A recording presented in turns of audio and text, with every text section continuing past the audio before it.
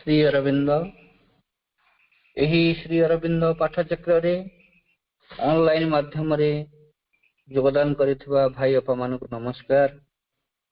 आज आलोच्य विषय अर्थ और भविष्यत। अर्थ और भविष्यत प्रसंग रे आलोचना करबा निमंते भुवनेश्वर जदुनंदन भाई जदुनंदन सामल को मु अनुरोध करुछि। जदुनंदन भाई तंकर वक्तव्य प्रदान करंतु। जहाँ को आविर्भाव रे ये पृथ्वी धन्य हुए, परिपूर्ण हुए तार नीरव प्रार्थना, सार्थक हुए तार अनंत प्रतीक्षा, समस्त द्वंद्व संशय अविश्वास अवसान हुए, से ही दिव्य सत्तार सूर्य श्री अरविंद को आज निरवित मुहूर्तर प्रथम प्रणाम। परम व्योम जी प्रथम कामनार कंपन स्वरूप प्रकट होती, समस्त को आनंद रे द्रवीभूत करी एई मनीषर निम्न प्रकृति प्रवृत्ति युक्त प्राण को जीवन को दिव्य जीवन रे परिणत करिया पई रूप प्रदान करती। से आनंदमयी चैतन्यमयी सत्यमयी परमा जननी को यही निरवित मुहूर्तर प्रथम प्रणाम। वंदे मातरम।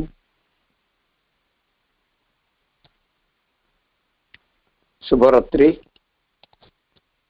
यही रात्रिर नीरव निस्तब्ध बेलारे दूर दूरांत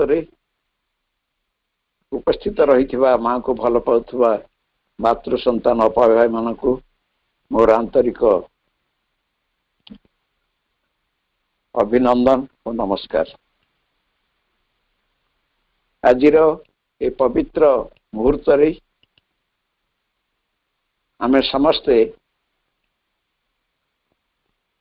मातृ संतान गण मातृ अभिप्सु गण एकत्र होइचे, एक आध्यात्मिक मेल रे आमे बसीचे माँ कर श्री अरविंदकर किछि पवित्र वाणी श्रवण करिया पे। यहाँ ही आमर सौभाग्य। आज विषय आलोचना पे रखा जाइछि अर्थ और भविष्यत। विषयटी निरस लगी पारे किंतु अत्यंत व्यवहारिक। आम नीतिदिनिया जीवन अंगे निभा कहानी। अर्थ नथिले आमे मुठे खाई परिबा नहीं, पिंधि परिबा नहीं, घरटीए करी रही परिबा नहीं, अयस आराम तो दूरर कथा, बंची परिबा भी नहीं। अर्थ जे आम जीवन रे केते आवश्यक से संबंध में क्या पचार आवश्यक नहीं, किंतु अर्थर समुचित उपार्जन समुचित व्यवहार विषय आमर जानिबा खूब आवश्यक नहीं कि जीवनर जेपरी अतीत वर्तमान भविष्यत रही एवं कालर परिसीमा मध्य जीवनर परिवर्तन घटुछि। अर्थ व्यवहारकारी मनुष्यर कालर गति रे तार मानसिकतार मध्य परिवर्तन घटुछि। अर्थर आकार और मूल्यांकन रे मध्य परिवर्तन घटुछि। उदाहरण स्वरूप अतीत रे मुद्रार प्रचलन जेतेबेले नथिला, द्रव्य विनिमय बा शस्य विनिमय व्यवहार्य द्रव्य क्रय करा जाउथला। तापरे कौड़ी माध्यम रे द्रव्य क्रयर व्यवस्था रहिला। पृथ्वी रे सर्वप्रथमे यूरोप और परे चीन देश रे मुद्रार प्रचलन है। शक्ति साधारणतः अदृश्य। यार क्रियाधार आमे शक्ति को केवल कलना करूँ। जेपरी पंखा बुरिले आमे कहूँ जे यांत्रिक शक्ति से पंखा को बुले मैकेनिकल एनर्जी। बॉल टे जलिले आमे कहूँ जे विद्युत शक्ति से बल्ब टी जड़े इलेक्ट्रिकल एनर्जी, किंतु विद्युत शक्ति को आमे देखि पारुना कि से यांत्रिक शक्ति को आमे देखि पारुना, शक्ति अदृश्य थाए। किंतु एमिति एक शक्ति अच्छी जहाँ विश्व रे स्थूल रूप से दृश्यमान हुए, ताहा होउची अर्थ शक्ति। यह पृथ्वी उपरे प्रकाशित हेले ताहार क्रिया हुए प्राण और जड़ स्तर रे। बाह्य जीवन परिपूर्णता निमित्त ये शक्ति एकांत अपरिहार्य। उत्पत्ति और कर्म रे यह भगवान कर शक्ति। तेबे भविष्यत पृथ्वी रे अर्थशक्ति किपरि क्रिया करिवो एवं वर्तमान ताहा केउ अवस्था रे क्रिया करुछि इत्यादि इत्यादि विषय रे किछि आसंतु आलोचना करिवा। ए पृथ्वी रे एपरि स्थानटीए मिलंता कि जहाको कौनसी जाति निजर बोली दाबी करंता नहीं। जो मानकर निष्ठा पर सदिच्छा और आस्फुरा रही से माने सेठिरे मुक्त भाव रे समग्र पृथ्वीर नागरिक रूपे वास करिया को समर्थ होते एवं केवल परम सत्य को एकमात्र अधिकारी रूपे मानि चलते। ताहा शांत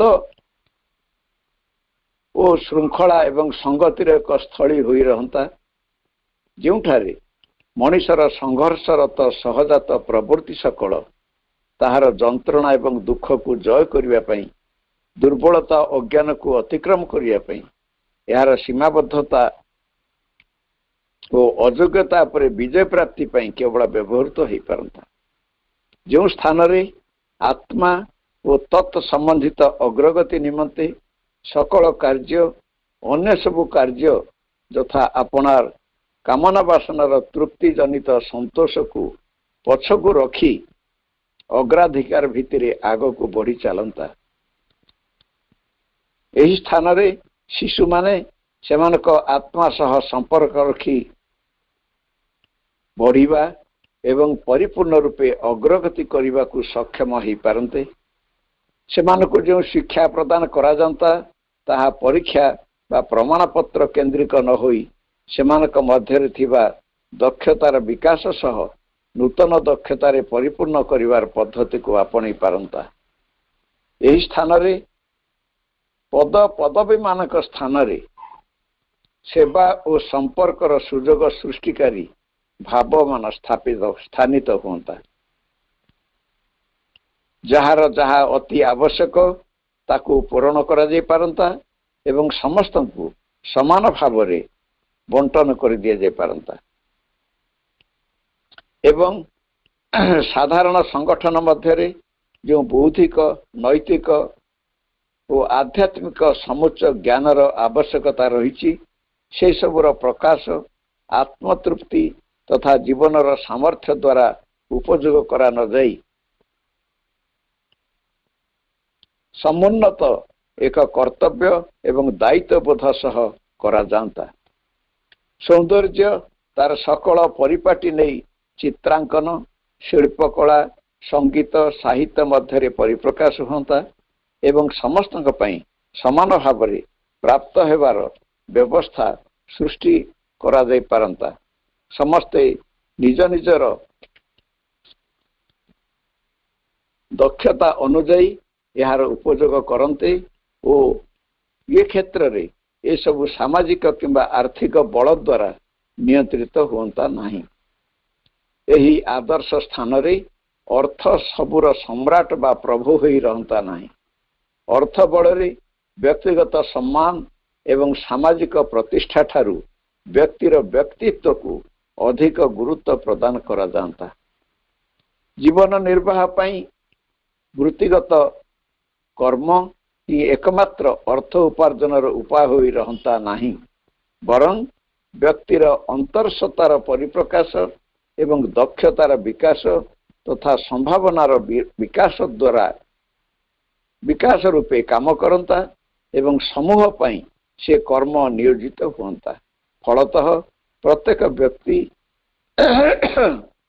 ତନ୍ମଧ୍ୟରୁ ଆପଣାର ବଞ୍ଚିବା ପାଇଁ ଆବଶ୍ୟକୀୟ ଅଂଶ ପାଇପାରନ୍ତେ ଏବଂ କର୍ମର ବଳୟ ମଧ୍ୟରେ ଆପଣା କର୍ମଗୁଡ଼ିକୁ ବାଛି ନିଅନ୍ତେ। ଏଇଭଳି ଭାବରେ ମା ଭବିଷ୍ୟତର ଏକ ଚିତ୍ର ଉପସ୍ଥାପନା କରିଛନ୍ତି। ଏହା ତାଙ୍କର ଏକ ସ୍ୱପ୍ନ ଭାବରେ ରହିଥିଲା, ଯାହାକୁ ସେ ପରବର୍ତ୍ତୀ କାଳରେ ସତ୍ୟରେ ପରିଣତ କରିପାରିଛନ୍ତି। ଅର୍ଥ ଓ ତାର ଭବିଷ୍ୟତ ବିଷୟରେ ଆଲୋଚନା କରିବା ପୂର୍ବରୁ ମାଙ୍କର ଏଇ ଯେଉଁ ଭବିଷ୍ୟତର ଚିତ୍ର ଏଠାରେ ଦେବାର ଆବଶ୍ୟକତା ହେଉଛି ଯେ ମଣିଷ ଭବିଷ୍ୟତ ଜୀବନ ଯେତେବେଳେ ଯାପନ କରିବ ତାର କର୍ମ ପ୍ରଣାଳୀ, ତାର ବଞ୍ଚିବା ପ୍ରଣାଳୀ ଇତ୍ୟାଦି ଏଇଭଳି ଭାବରେ ହେବା ଉଚିତ। ତେଣୁ ସେଥିପାଇଁ ଆମେ ଏଇଠି ସେଗୁଡ଼ିକ ସ୍ଥାନିତ କରିବା ପାଇଁ ଆବଶ୍ୟକ ମନେ କଲୁ। ପ୍ରାଚୀନ ଭାରତର ଆତ୍ମା ଓ ଭାବ ଆଭିଜାତ୍ୟପୂର୍ଣ୍ଣ ଥିଲା। ଏହାର ଚିନ୍ତା ଓ ଜୀବନ ମହତ୍ତ୍ୱପଣିଆ, ଉଚ୍ଚତମ ଉଦାରଶୀଳତାର, ସାହିତ୍ୟ ଓ କଳା, ଧର୍ମ ଏ ସକଳ ଅବସ୍ଥାରେ ଭାରତ ସର୍ବୋତ୍ତମ ସ୍ଥିତିରେ ବାସ କରୁଥିଲା, ଯାହା ଆଜି ହରାଇ ବସିଛି। ଏହାକୁ ପୁନର୍ବାର ହାସଲ କରିବାକୁ ହେବ। ସକଳ ଅର୍ଥ ସମ୍ପଦର ସଦ୍ ବିନିଯୋଗ କରି ସାହସ ଓ ଶକ୍ତିର ସହ ପୂର୍ବର ସ୍ଥିତିକୁ ଫେରାଇ ଆଣିବାକୁ ହେବ। ଏହାର ଅର୍ଥ ବ୍ୟବସ୍ଥାର ଉତ୍ଥାନ ବି ଉତ୍ପାଦନ କେବଳ ଉତ୍ପାଦନ ବଢ଼େଇ ଦେଲେ ଯେ ହୋଇଯିବ ତାହା ନୁହେଁ। ପ୍ରତି କ୍ଷେତ୍ରରେ ପ୍ରତିଯୋଗୀର ମନୋଭାବ ମଧ୍ୟ ଯଥେଷ୍ଟ ନୁହେଁ, ବରଂ ସବୁ ମଣିଷ ମଧ୍ୟରେ କର୍ମର ଆନନ୍ଦ ଖେଳେଇ ଦେଇପାରିଲେ ଯଥେଷ୍ଟ ହେବ। ସକଳ କର୍ମ ଆପଣା ନିକଟକୁ ଯାହା ଆସୁନା କାହିଁକି ସେମାନଙ୍କ ପ୍ରକୃତି ଅନୁଯାୟୀ ଅତ୍ୟନ୍ତ ନିଷ୍ଠାର ସହ ସେବା ମନୋଭାବରେ ସେମାନେ କରିଚାଲିବେ ଏବଂ ଅବସର ସମୟରେ ଆତ୍ମଚିନ୍ତନ ପୂର୍ବକ ଅନ୍ୟମାନଙ୍କ ପାଇଁ ମୁକ୍ତ ଭାବେ ସକଳ କର୍ମକୁ ବରଣ କରି କାର୍ଯ୍ୟରତ ରହିବେ। ଏହା ହିଁ ହେବ ଆତ୍ମଶକ୍ତିକୁ କର୍ମ ମଧ୍ୟରେ ଜାଗ୍ରତ କରିବା ଓ ଆପଣାର ପରିବୃଦ୍ଧି ପରିପୂର୍ଣ୍ଣ ଭାବରେ କରିଚାଲିବା। ଶ୍ରୀ ଅରବିନ୍ଦ ଏଇ କଥା ହିଁ କହିଛନ୍ତି। ପୃଥିବୀର ସବୁଠି ଏହି ଭ୍ରାନ୍ତ ଧାରଣା ବଳବତ୍ତର ରହିଛି ଯେ ସନ୍ନ୍ୟାସ ଓ ଆଧ୍ୟାତ୍ମିକତା ଏକା କଥା। ଯଦି ତୁମେ ଆଧ୍ୟାତ୍ମିକ ପଥଟି ଚାଲିବା ପାଇଁ ଇଚ୍ଛୁକ ଥାଅ, ତେବେ ଏହି ଧାରଣାକୁ କାଢ଼ି ଦୂରକୁ ଫିଙ୍ଗି ଦେବାକୁ ହେବ।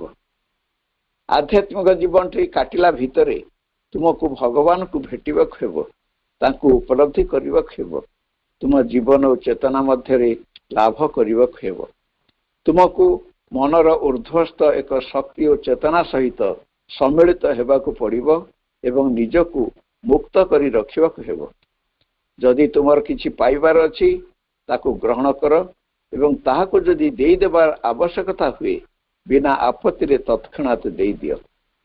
ଯେଉଁ ବସ୍ତୁ ବା ଅର୍ଥ ତୁମ ପାଖକୁ ଆସିଲା ନିର୍ଲୋଭ ଚିତ୍ତରେ ତାକୁ ଗ୍ରହଣ କର। ତୁମ ପାଖରୁ ଚାଲିଗଲା ତେଣୁ ତାକୁ ଆନନ୍ଦର ସହ ଯିବାକୁ ଦିଅ। ଏହି ଦେଣ ନେଣ ପ୍ରକ୍ରିୟାରେ ତୁମେ ସଦା ସ୍ମିତହାସ୍ୟ ଓ ସମତାର ଭାବ ନେଇ ରହିବା ଉଚିତ। ଜଣେ ଯୋଗୀ ପକ୍ଷରେ ଏହି ନିୟମଟି ଏକାନ୍ତ ଭାବେ ପାଳନ କରିବା ଉଚିତ ଯେ ସେ ଯଥେଷ୍ଟ ନମନୀୟ ହୋଇ ରହିବେ ଏବଂ ତାଙ୍କ ପ୍ରତି ବିଧାତା ଭଲ ହେଉ ବା ମନ୍ଦ ହେଉ ଯାହା ନିର୍ଦ୍ଦେଶ ଦେଉଛନ୍ତି ତାହାକୁ ଅତ୍ୟନ୍ତ ପ୍ରସନ୍ନତା ସହିତ ପାଳନ କରିବେ ଏବଂ କୌଣସି କିଛି ତାଙ୍କ ପାଇଁ ଅତି ଆବଶ୍ୟକ ବୋଲି ନଥିବ ବା କୌଣସି ବୋଝ ସେ ମୁଣ୍ଡାଇ ନଥିବେ। ଆଧ୍ୟାତ୍ମିକ ଜୀବନ ମଧ୍ୟରେ ଆଉ ଏକ କଥା ଘଟେ, ଯାହା ଦେଇଦେବାକୁ ଥାଏ ତାକୁ ବାଧ୍ୟବାଧକତାର ସହ କିମ୍ବା ଭାରମୁକ୍ତ ହୋଇ ରହିବାକୁ ଦେବାକୁ ପଡ଼େ, ସମର୍ପଣ ଭାବରେ ନୁହେଁ। ଜଣେ ଆଧ୍ୟାତ୍ମିକ ଜୀବନ ଅନୁସରଣ କରୁଥିବା ବ୍ୟକ୍ତି ପକ୍ଷରେ ଏଭଳି ମନୋଭାବ ଉଚିତ ନୁହେଁ।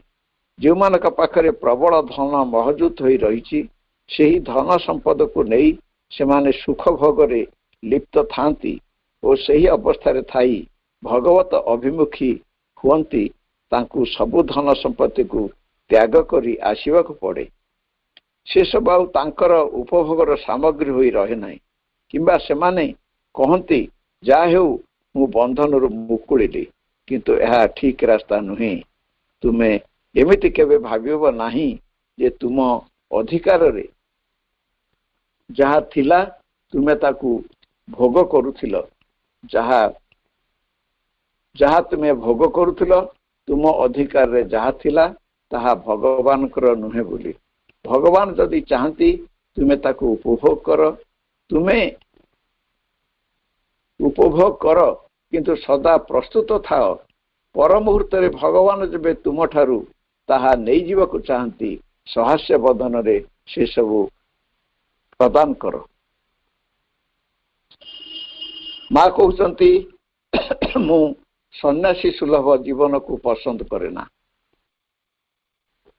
ମୁଁ ଏହା କହିବି ଯେ ଜଣେ ଯେବେ ସର୍ବତ୍ୟାଗୀ ସନ୍ନ୍ୟାସୀ ବା ସାଧୁର ଜୀବନ ବଞ୍ଚି ପାରି ନାହିଁ ସେ କେବେ ହେଲେ ଆଧ୍ୟାତ୍ମିକ ଜୀବନ ଧାରଣ କରିପାରିବ ନାହିଁ।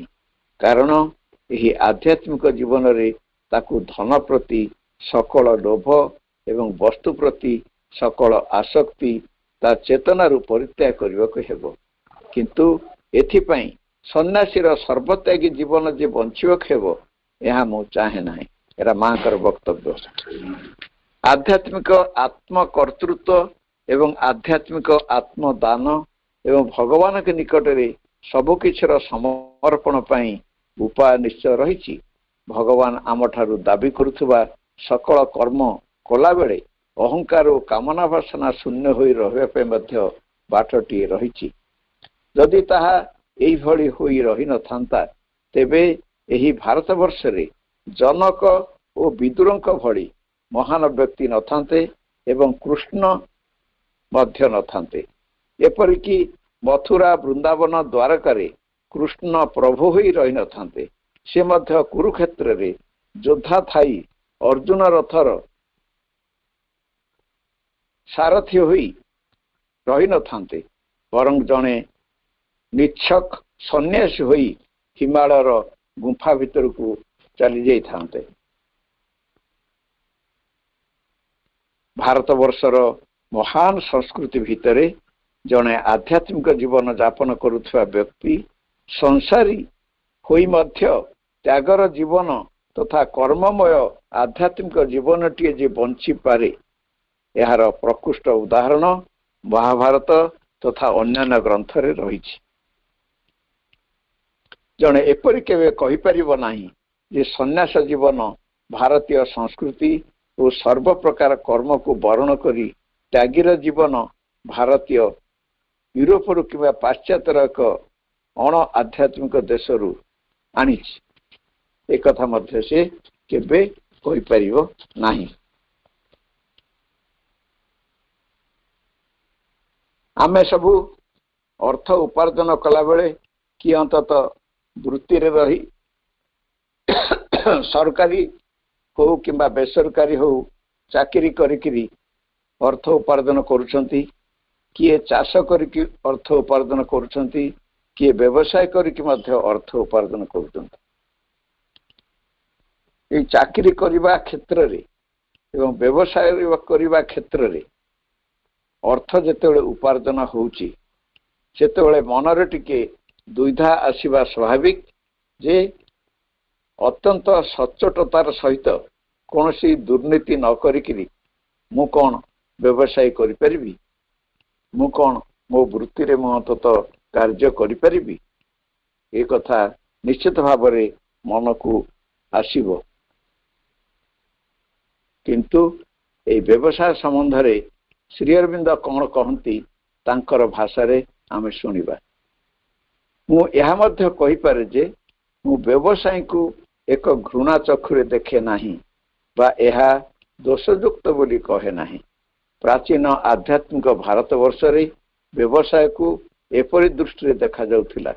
ଏପରିକି ମୋତେ ଯଦି ବ୍ୟବସାୟ କରିବାକୁ ବା ରାଜନୀତି କରିବାକୁ କୁହାଯାଇଥାନ୍ତା, କୌଣସି ମନ୍ଦ ଚିନ୍ତା ନ କରି ମୁଁ ସେଥିରେ ଅଂଶଗ୍ରହଣ କରିବାକୁ କୁଣ୍ଠା ପ୍ରକାଶ କରିନଥାନ୍ତି। ସବୁକିଛି ନିର୍ଭର କରେ କେଉଁ ମନୋଭାବର ସହ ତାହା କରାଯାଏ, କେଉଁ ମୂଳ ନୀତି ଉପରେ ଏହା କରାଯାଏ ଏବଂ କେଉଁ ଉଦ୍ଦେଶ୍ୟରେ ଏହା କରାଯାଏ। କୃଷ୍ଣ ଅର୍ଜୁନଙ୍କୁ ଭୟଙ୍କର ଯୁଦ୍ଧରେ ପ୍ରବୃତ୍ତ ହେବାକୁ ଉପଦେଶ ଦେଇଥିଲେ। ସେ ବ୍ରାହ୍ମଣ ଏବଂ କ୍ଷତ୍ରିୟ ଧର୍ମ ପାଳନରେ ଯେତିକି ତତ୍ପର ଥିଲେ, ବୈଶ୍ୟ ଧର୍ମ ପାଳନରେ ମଧ୍ୟ ସେତିକି ତତ୍ପର ଥିଲେ। ଅର୍ଥ ହିସାବରେ ଏତିକି କୁହାଯାଇପାରେ ଯେ ଜୀବନ ବଞ୍ଚିବା ଏବଂ କର୍ମ କରିବା ପାଇଁ ଅର୍ଥର ଆବଶ୍ୟକତା ରହିଛି। ଅର୍ଥ ଜୀବନର ଏକ ମହାନ ଶକ୍ତି, ଯାହାକୁ ଭଗବାନଙ୍କ ପାଇଁ, ଭଗବାନଙ୍କ କାମରେ ଲଗାଇବା ପାଇଁ ଜୟ କରିବାକୁ ହେବ। ତେଣୁ ସେଥିପ୍ରତି ତୁମର କୌଣସି ଆସକ୍ତି ରହିବା ଉଚିତ ନୁହେଁ କିମ୍ବା ତାହା ପ୍ରତି କୌଣସି ଘୃଣା ବା ଭୟ ରହିବା ଉଚିତ ନୁହେଁ। ଅସାଧୁ ଉପାୟରେ ଉପାର୍ଜିତ ଅର୍ଥ ବିଷୟରେ ଶ୍ରୀଅରବିନ୍ଦଙ୍କୁ ପ୍ରଶ୍ନ ପଚରା ଯାଇଥିଲା। ପ୍ରଶ୍ନ: ଜଣେ ଯେବେ ଅସାଧୁ ଉପାୟରେ ବହୁ ଧନ ଅର୍ଜନ କରିଛି, ଭଗବାନଙ୍କ କର୍ମ ପାଇଁ ତାକୁ କିଛି ଅର୍ଥ ମଗାଯାଇ ପାରିବ କି? ଶ୍ରୀଅରବିନ୍ଦଙ୍କ ଉତ୍ତର ଥିଲା ଏହିପରି: ଅର୍ଥ ଉପରେ କୌଣସି ଦୂଷିତ ଛାପ ନଥାଏ। ଏହା ଏକ ନୈର୍ବୈକ୍ତିକ ଶକ୍ତି। କେଉଁ ଉପାୟରେ ତୁମେ ତାହା ଅର୍ଜନ କର, ତାହା ତୁମର ବ୍ୟକ୍ତିଗତ ବ୍ୟାପାର। ଏହା ଆପଣାର ତଥା ଅନ୍ୟର କ୍ଷତି କରିପାରେ, କିନ୍ତୁ ଅର୍ଥର ଗୁଣ ଉପରେ କୌଣସି ମତେ କିଛି ପରିବର୍ତ୍ତନ କରାଯାଇପାରିବ ନାହିଁ, କାରଣ ଏହା ଏକ ନୈର୍ବୈକ୍ତିକ ଶକ୍ତି। ଅର୍ଥର ମୂଲ୍ୟ ସବୁ ସ୍ଥାନରେ ସମାନ। ତୁମେ ଯଦି ସେହି ବ୍ୟକ୍ତିଟିର ଉଦାହରଣ ନେବ ଯିଏ ଅର୍ଥ ଉପାର୍ଜନ ପାଇଁ ନରହତ୍ୟା କରୁଛି, ଯେବେ ହଠାତ୍ ତା ମଧ୍ୟରେ ତାର କର୍ମ ଉପରେ ସନ୍ଦେହ ଉପୁଜେ ଓ ସେ ଭାବିବାକୁ ଆରମ୍ଭ କରେ ଯେ ଠିକ୍ କଥାଟି କ'ଣ, ଏବଂ ଦୁଃଖର ସହିତ ଆପଣାକୁ କୁହେ, ମୁଁ ବଡ଼ ଦୁଷ୍କର୍ମ କରି ଏ ଧନ ଉପାର୍ଜନ କଲିଣି, ଏହାକୁ ଯଦି କୌଣସି ମହତ୍ କାର୍ଯ୍ୟ ପାଇଁ ମୁଁ ଦାନ କରିବି, ଯେଉଁଠି ଏହାର ସତ୍ ବିନିଯୋଗ ହୋଇପାରିବ। ମୋତେ ଏପରି ବୋଧ ହେଉଛି ଯେ ତାଠାରୁ ଧନ ଆଣି ସତ୍କର୍ମରେ ଲଗାଇବା କିଛି ଅଯୁକ୍ତିକର କଥା ନୁହେଁ। ଏହା ଯେବେ ତା ମଧ୍ୟରେ ଆତ୍ମସନ୍ତୋଷ ଦେଇପାରେ, ତାହା ହିଁ ହେବ ତା ପାଇଁ ଏକ ପରିବର୍ତ୍ତନର ମୁହୂର୍ତ୍ତ। ଯଦି ଜଣେ ଜାଣେ ଯେ ଜଣେ ବ୍ୟକ୍ତି ଏକ ଅକଥନୀୟ ଉପାୟରେ ଧନ ଅର୍ଜନ କରିଛି, ତା ପାଖକୁ ଯାଇ ଭଗବତ କାର୍ଯ୍ୟ ସକାଶେ କିଛି ମାଗିବା ଠିକ୍ ହେବ ନାହିଁ, କାରଣ ଏହା ଦ୍ୱାରା ତାର ସେ ପ୍ରବୃତ୍ତିକୁ ପ୍ରଶ୍ରୟ ଦେଲା ଭଳି କଥା ହେବ ଏବଂ ତାର ପାପ ଛଡ଼େଇଲା ଭଳି ବିଷୟ ହେବ। ଜଣେ କେବେ ହେଲେ ଏପରି ସ୍ଥଳେ ତାକୁ ମାଗିବ ନାହିଁ। ଅନ୍ୟ ପକ୍ଷରେ ଯେବେ ସତ ପ୍ରବୃତ୍ତ ହୋଇ ସେ ଦାନ କରେ, ତାକୁ ଅସ୍ୱୀକାର କରିବାର କିଛି କାରଣ ନାହିଁ। ଏଠି ଶ୍ରୀଅରବିନ୍ଦ ଗୋଟେ ସୁନ୍ଦର ଭାବରେ ଆମକୁ ଅନ୍ତତଃ ତାଙ୍କର ମତ ବ୍ୟକ୍ତ କରିଛନ୍ତି ଯେ ଧନ ଜଣେ ଅସତ ଉପାୟରେ ଅର୍ଜନ କରିପାରେ, କିନ୍ତୁ ଯିଏ ଅସତ ଉପାୟରେ ଧନ ଅର୍ଜନ କରୁଛି, ତା ପାଖକୁ ଯାଇକିରି ଭଗବାନଙ୍କର କାର୍ଯ୍ୟ ପାଇଁ ତାକୁ ମଗାଯିବା ଉଚିତ ନୁହଁ। କିନ୍ତୁ ସିଏ ଯଦି ନିଜ ତରଫରୁ ତାର ଅସତ ଉପାୟରେ ଯେଉଁ ଅର୍ଜନ କରିଛି, ସେଇ କ୍ରିୟା ବିଷୟରେ ତାର ଭିତରେ ଅନୁତାପ ଆସୁଛି ଏବଂ ସେ ନିଜେ ଚାହୁଁଛି ସେଇ ଧନ କିଛି ସତ୍କର୍ମରେ ଦାନ କରିବା ପାଇଁ, ତେଣୁ ସେ ଦାନ ଗ୍ରହଣ କରିବା ଉଚିତ ବୋଲି ଶ୍ରୀଅରବିନ୍ଦ ଆମକୁ ଏଠି ପରିଷ୍କାର କରିକିରି କହିଲେ। ଦାରିଦ୍ର୍ୟ ଉପରେ କିଛି ମନ୍ତବ୍ୟ ଦେଇ ଶ୍ରୀଅରବିନ୍ଦ କ'ଣ କହିଛନ୍ତି, ତାଙ୍କର ନିମ୍ନୋକ୍ତ ବକ୍ତବ୍ୟରୁ ଆମେ ଜାଣିବା। ଯେବେ ସମାଜରେ ଦାରିଦ୍ର୍ୟ ରହିଲା, ତେବେ ବୁଝିବାକୁ ହେବ ଯେ ସମାଜର ସଂଗଠନ ପ୍ରକ୍ରିୟା ଯଥାର୍ଥ ରୀତିରେ ଚାଲୁନାହିଁ ଏବଂ ଆମେ ପରୋପକାର ମାଧ୍ୟମରେ ଯେଉଁ ସାଧାରଣ ଦାନ ବା ସାହାଯ୍ୟ ବାଣ୍ଟୁଛୁ, ତାହା ଡକାୟତର ଚେତନାରେ ଏକ ପ୍ରାଥମିକ ମନ୍ଥର ବା ବିଳମ୍ବିତ ଜାଗରଣ ବୋଲି କୁହାଯିବ। ଶ୍ରୀ ଅରବିନ୍ଦ ଏଟାକୁ ବି କହିଛନ୍ତି। ବ୍ୟକ୍ତିଗତ ଭାବେ ହେଉ ଅଥବା ଦଳଗତ ଭାବେ ହେଉ ଦାରିଦ୍ର୍ୟକୁ ବରଣ କରିବା ଏକ ମହତ କାର୍ଯ୍ୟ ହେଇପାରେ, କିନ୍ତୁ ଏହି ଦାରିଦ୍ର୍ୟ ଯେବେ ସାଧାରଣ କିମ୍ବା ଜାତୀୟ ଆଦର୍ଶରେ ବିକୃତି ରୂପରେ ପରିଣତ ହୁଏ, ଏହା ଜୀବନ ଏବଂ ଏହାର ପ୍ରସାରତାର ବାଧକ ହୋଇ ଉଭା ହେବ।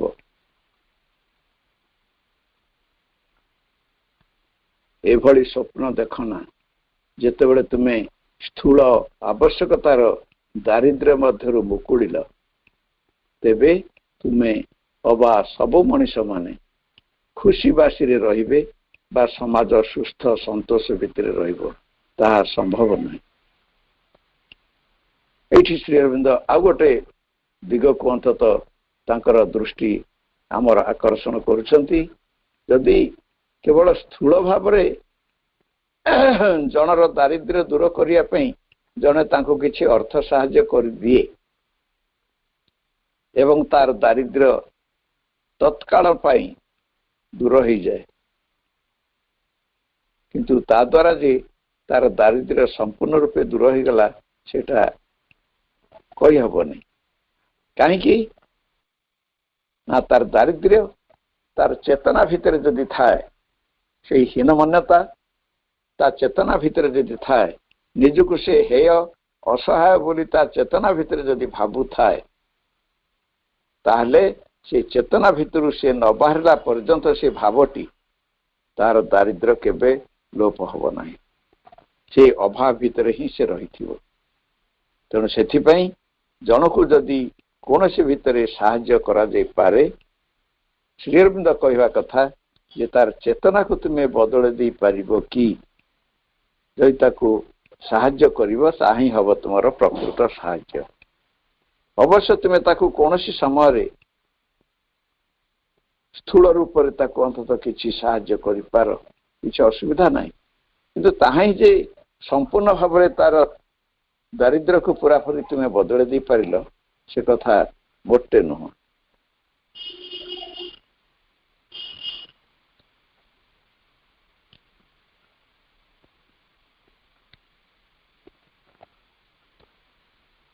ସ୍ଥୂଳ ପଦାର୍ଥ ମିଳିଲେ ବି ସମାଜରେ ବା ମଣିଷଠାରେ ସେହି ସମସ୍ୟା ଅସନ୍ତୋଷ ଲାଗି ରହିବ। ଦାନ ଦେଇ ମଣିଷର କିଛି ସ୍ଥୂଳ ଆବଶ୍ୟକତା ପୂରଣ କରିବା ଏକ ସର୍ବନିମ୍ନ ପ୍ରାଥମିକ କାର୍ଯ୍ୟ ହେଇପାରେ, କିନ୍ତୁ ତାର ଜୀବନକୁ ବଦଳାଇ ଦେବାର କାର୍ଯ୍ୟ ଆଦୌ ତାହା ହେଇପାରିବ ନାହିଁ। ଯେତେବେଳେ ଅନ୍ତର୍ଗତ ଆତ୍ମା ଠିକ ଭାବରେ ସଂଗଠିତ ହୋଇପାରୁନାହିଁ, ବହିର୍ଭାଗରେ ନିଶ୍ଚିତ ରୂପେ ଅସ୍ଥିରତା, ବିଶୃଙ୍ଖଳା ଓ ବିଦ୍ରୋହ ଲାଗି ରହିବ।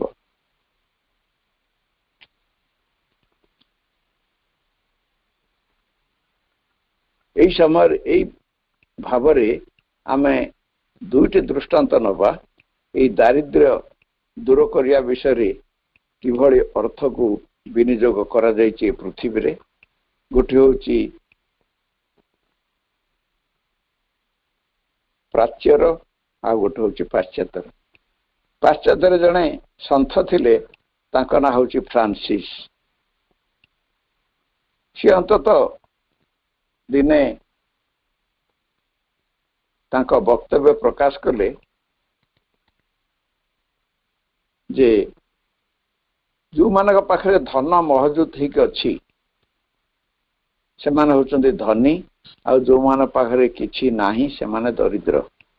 ଏହା ଯଦି ସାମାଜିକ ବ୍ୟବସ୍ଥା, ତେଣୁ ଧନ ଯେଉଁମାନଙ୍କ ପାଖରେ ଅଛି ସେମାନେ ଯଦି ସେଥିରୁ କିଛି ଅଂଶ ଏଇ ଦରିଦ୍ରମାନଙ୍କ ପାଇଁ ଭୋଜନର ବ୍ୟବସ୍ଥା କରିଦିଅନ୍ତେ, ତାହେଲେ ଦରିଦ୍ରମାନେ ଆଉ ଭୋକରେ ରହନ୍ତେ ନାହିଁ।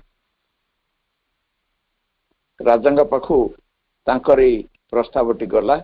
ରାଜା ତାକୁ ସହର୍ଷରେ ଅନୁମୋଦନ କଲେ ଏବଂ ତା ପରଦିନଠୁ ଧନୀମାନେ ତାଙ୍କର ଧନ ଦେଲେ ଏବଂ ସେଇ ଧନ ବଦଳରେ ଦରିଦ୍ର ଭୋଜନ ପ୍ରସ୍ତୁତ କରାଗଲା।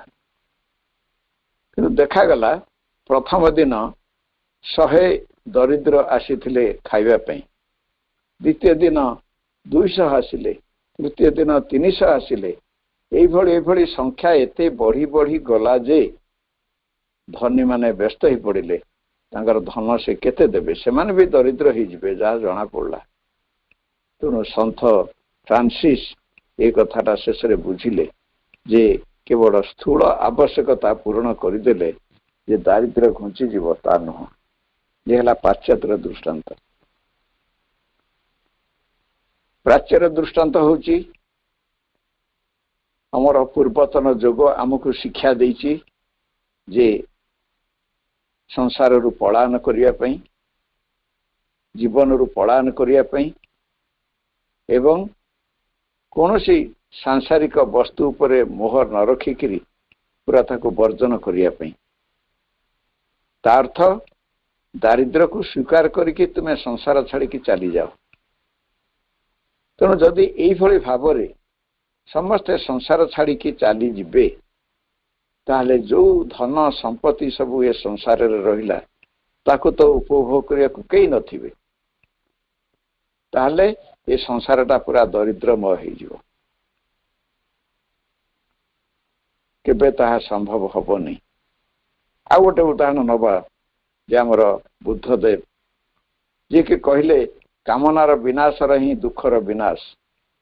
କାମନାକୁ ତୁମେ ଦୂର କରିଦିଅ, ବାସନାକୁ ଦୂର କରିଦିଅ, ତାହେଲେ ତୁମର ଦୁଃଖ ଦୂର ହେଇଯିବ। ତୁମର ଅଭାବ ରହିବନି, ତୁମର ଦାରିଦ୍ର୍ୟ ରହିବନି। କିନ୍ତୁ ସଂସାରର ସମସ୍ତେ କ'ଣ ତାଙ୍କର କାମନା ବାସନାକୁ ଦୂର କରିପାରିଲେ ନା ଏପର୍ଯ୍ୟନ୍ତ ପାରୁଛନ୍ତି? ତେଣୁ ଏସବୁ କଥାରେ ଶ୍ରୀ ଅରବିନ୍ଦ କହୁଛନ୍ତି ଯେ ସଂସାରରୁ ପଳାୟନ କରିକି ତୁମେ ଅନ୍ତତଃ ଦାରିଦ୍ର୍ୟରୁ ମୁକ୍ତ ହବ, ଅଭାବରୁ ମୁକ୍ତ ହବ, କିମ୍ବା ତୁମ କାମନା ବାସନାକୁ ତୁମ ଭିତରେ ଚାପି ଦେଇକିରି ତାକୁ ପରିପ୍ରକାଶ ନ କରିକି ତୁମେ ମୁକ୍ତ ହବ, କିମ୍ବା ତୁମେ ବୁଦ୍ଧଙ୍କର ନିର୍ବାଣକୁ ଯାଇକିରି ଶୂନ୍ୟ ଶୂନ୍ୟ ମହାଶୂନ୍ୟ ଭିତରେ ମିଶିଯିବ, ତାହେଲେ ଯାଇକି ତୁମେ ଅନ୍ତତଃ ସକଳ କଷଣ, ଦୁଃଖ, କଷ୍ଟ, ଯନ୍ତ୍ରଣା ଏବଂ ଦାରିଦ୍ର୍ୟ ଭିତରୁ ମୁକ୍ତ ହେଇଯିବ। ସେ କଥା ଆଦୌ ସମ୍ଭବ ନୁହେଁ। କାହିଁକି ନା ଦାରିଦ୍ର୍ୟ ହଉ ବା ଦୁଃଖ ଯନ୍ତ୍ରଣା ହଉ, ସବୁକିଛି ମଣିଷର ପ୍ରକୃତି ଭିତରେ, ଅଣୁକଣା ଭିତରେ ରହିଛି। ପ୍ରକୃତି ଯେ ପର୍ଯ୍ୟନ୍ତ ନ ବଦଳିଛି ସେ ପର୍ଯ୍ୟନ୍ତ ମଣିଷର କୌଣସି କଥା ବଦଳି ପାରିବନି। ତେଣୁ ପ୍ରକୃତି ବଦଳାଇବାକୁ ହେଲେ ପ୍ରକୃତି ଭିତରେ ଯେଉଁ ଚେତନା ରହିକିରି କାର୍ଯ୍ୟ କରୁଛି ତାକୁ ପ୍ରଥମେ ବଦଳାଇବାକୁ ପଡ଼ିବ। ଇଏ ହେଉଛି ଶ୍ରୀ ଅରବିନ୍ଦ ମାଙ୍କର ମତ। ତେଣୁ ଏ ଜୀବନର ପରିପୂର୍ଣ୍ଣତା ଆମର ଦରକାର, ପଳାୟନ ଦରକାର ନାହିଁ।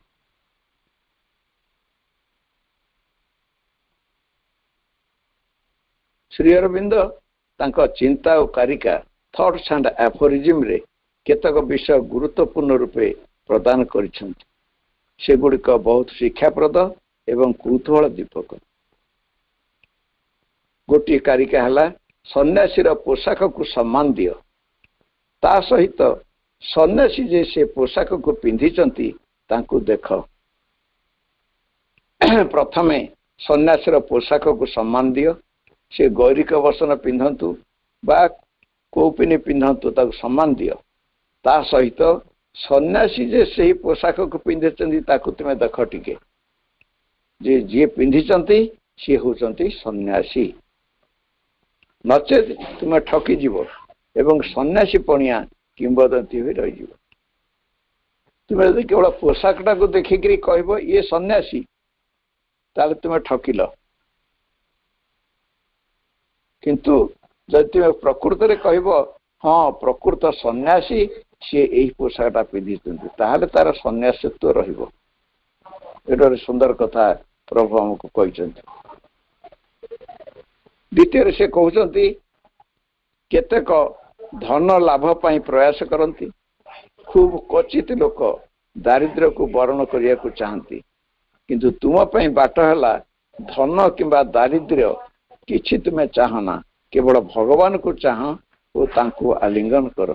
ସେ ତୁମ ପାଇଁ ରାଜାର ପ୍ରସାଦ किंबा भिक्षुकर भिक्षा पात्र जहाँ स्थिर करचंती ताकू अकाल रे स्वीकार कर।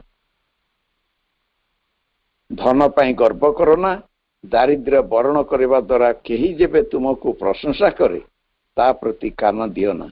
दुईटी जाक अहंकार संपद।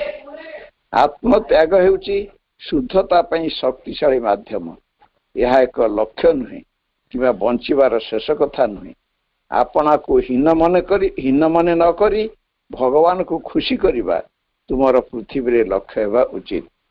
भगवान को तुम खुशी करिवो आपना को दीन दरिद्र कहीं करिवो, आपना को हीन कहीं मन करिवो, सेमिति करना। अर्थ और सफलता। अर्थ अधिक अर्थ लाभ पाए नुहे, अर्थ अधिक अर्थ लाभ पाए नुहे, पृथ्वी को नूतन सृष्टि पाए प्रस्तुत करबा ही यार गति और स्थिति।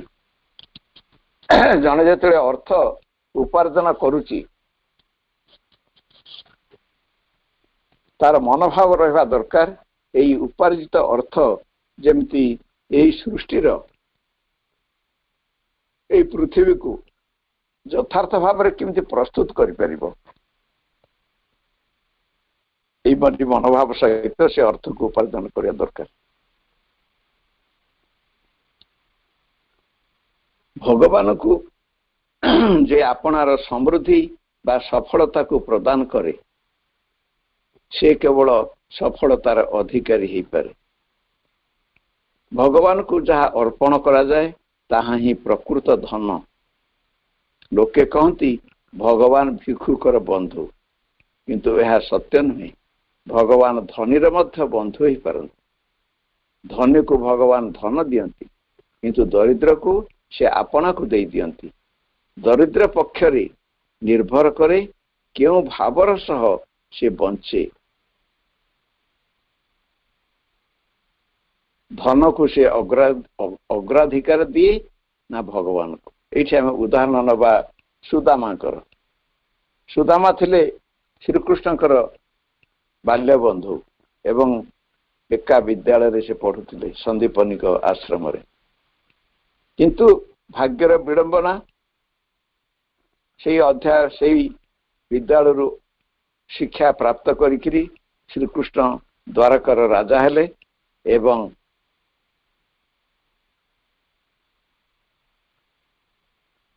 सुदामा से एक दरिद्र ब्राह्मण होकर 5 प्राणी कुटुंब धरिक रहिले। सबु दिने अभाव अभाव अभाव, किंतु सुदामाकार किसी अभाव न था। से सब बेले तांका जीवन रे कृष्ण को सबकिछि समर्पित कर दे थांती।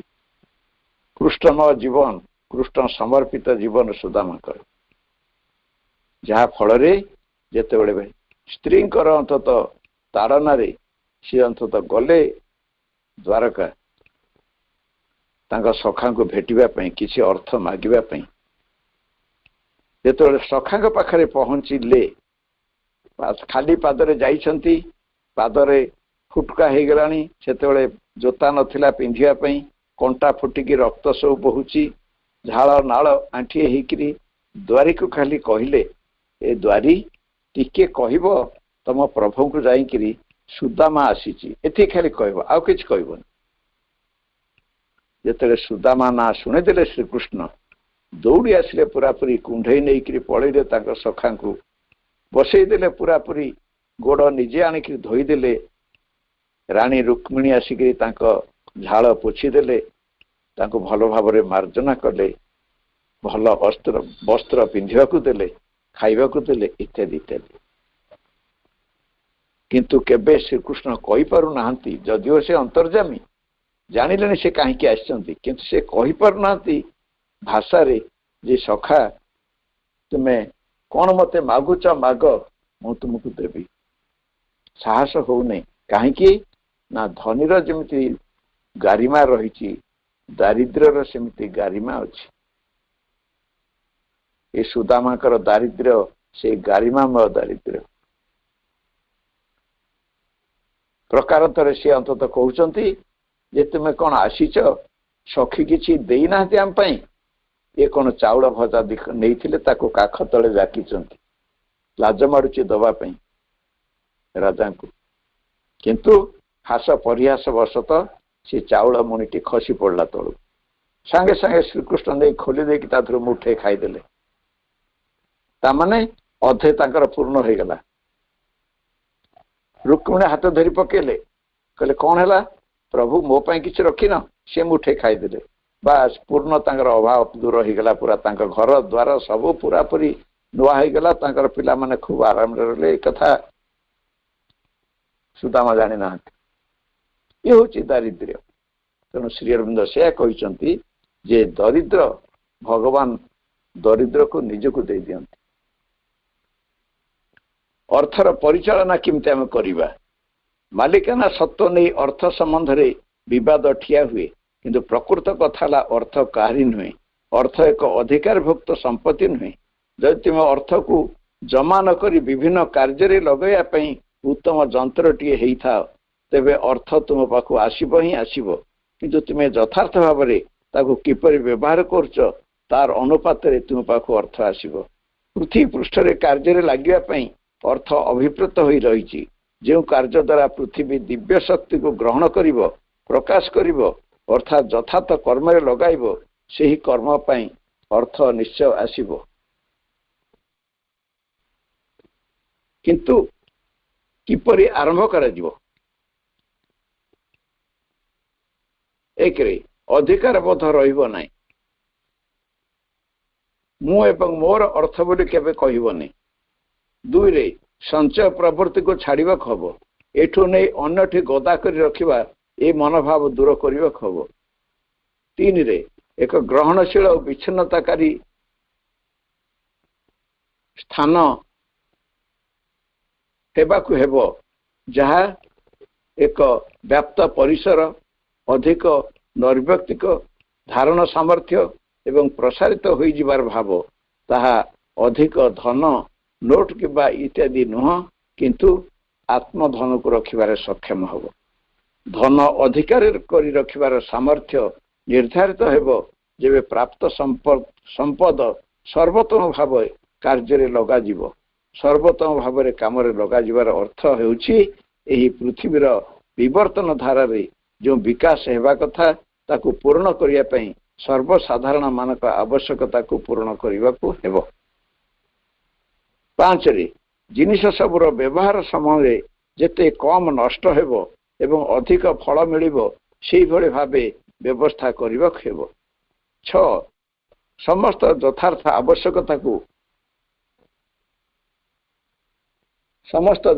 आवश्यकता को पूर्ण करने हेबो। सेथुरु आनंद लाभ करिया हेबो। सात धन संचय और धनर सद्विनियोग उभय मध्य एक स्वच्छ स्पष्ट दृष्टिभंगी रहियो। जो मानकर परिपूर्ण विश्वमय दृष्टिभंगी रही से मानक द्वारा केवल अर्थर विनियोग हेबा दरकार। अपचय विषय श्री अरविंद कहउछन्ती वेस्टेज जो माने वस्तुर जत्न न नियंती वस्तु ठीक सेवा देवा आगुरु अनुपयुक्त भावी ताको फिंगी दियंती से माने एक विशृंखलित जीवन यापन करती एवं धन अर्जन करिवार क्षमता हरई बसंती। ये अपचय बा नष्ट करिवार भाव व्यवहार आम समाज रे अधिक भाव रे व्यापी रही। आमे जेते धन उपार्जन करुछे सेते नष्ट करिवार लागिछे जहाँ एक परिपूर्ण जीवन बंचिबारे बाधा सृष्टि करे। जदि आमर अंतर विकास संभव हेबो तेबे आमे ए बाह्य अपचय को रोकी पारिबा अन्यथा नुहे। अर्थ और तार व्यवहार उपरे माँ को केतक गुरुत्वपूर्ण प्रश्न पचरा जाइथिला। माँ तार आलोकपात करिसंती। प्रश्न भगवान का इच्छा अनुसार अर्थ को व्यवहार करा जाउछि बोली जणे जानिबो किपरि। उत्तर थिला मांकर भगवान की इच्छा कौन जणे जानिबा प्रथमे जानिबा आवश्यक किंतु निश्चित बाटटी रही ताहला जदि भगवत इच्छा कौन तमे जान भगवत कार्य निमंते अर्थ को समर्पण करदबा। दिव्य भाव रे खर्च करिवार अर्थ हेउची तांकरी सेवा अर्थ रे लगेबा आपनार संतोष विधान पाई नुहे। प्रश्न पुणी है मु जने व्यवसायी मु जतले व्यवसाय करुछि से समय रे मो पाख पड़िशा तथा ग्राहक मानकु